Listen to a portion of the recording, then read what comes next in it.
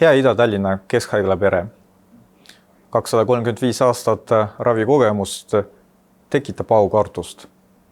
Te hakkasite elanikke ravima 2 aastat enne seda, kui Tallinna tänavatele paigaldati tänavavalgustus.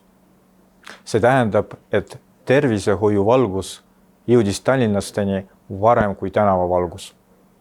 Ja arusaam tõenduspõhisest meditsiinist hakkas habemeajajate ja haavaarstide tsunfti välja vahetama. Tallinnas elas toona ligikaudu 8500 elanikku.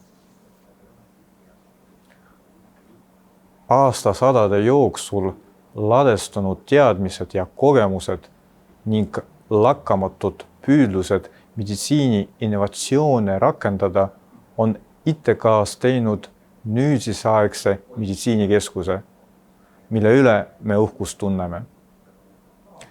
Soovin kogu haigla perele palju õnne piduliku tähtpäeva puhul, palju jõudu teie raskes töös ja jätkuvalt valmidust uuendusi eest vedada.